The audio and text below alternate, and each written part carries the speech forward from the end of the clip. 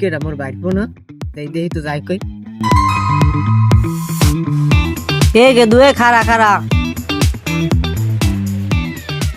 এ তুই চশমা কাই যাও কই ওই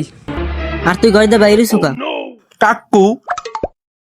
আমার একটা ইম্পর্টেন্ট মিটিং আছে তাই মিটিং এ যাচ্ছি বুঝতে হবে না আমার গেট আপ সেট আপ দেখে আমি কি বোঝেন না আমি কোথায় যাই সেটা কি জিজ্ঞেস করা লাগে ইম্পর্টেন্ট মিটিং এ জীবনে দেখলাম না তোর স্কুলে যাইতে তুই ইম্পর্টেন্ট মিটিং এ যা ভং ভং বুঝা আমারে এ তো চশমা সরা দেই তুই কি করছো এ কি করছে কি করছো ও কারছো কি তুই কারছো কা কাকু মুই কাটতে চাইনি কাকু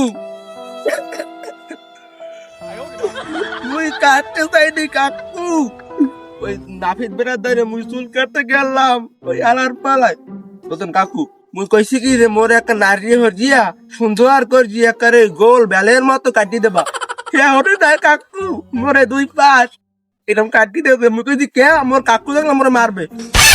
তো কাকু কিছু কইবি না এখন ডিজিটাল যুগ না বাবু এইরকম কাটতে হয় চুল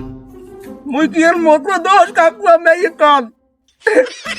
নাফিদ বেড়ার দোষ হ্যাঁ হয় কাকু মোর কোনো দোষ নাই নাফিতের দোষ দা সোরা কাটিন দিয়ে এবার মায়ের গলায় রোজ ডে পালন করতে যায় এ মাউর আজকে যে 7ই ফেব্রুয়ারি রোজ ডে হ্যাঁ কি মুই জানি না তুই যে রোজ ডে পালন করতে দা হ্যাঁ আমি জানি না মুই তো সকালবেলা উঠে তো চাচির এক ফুল দিছি গোলাপ ফুল মুই নেলে বিয়ে হরছি তুই কি বিয়ে হরছো মাইয়ে গলাকে রোজ ডে পালন করতে দাও এই ও বাবা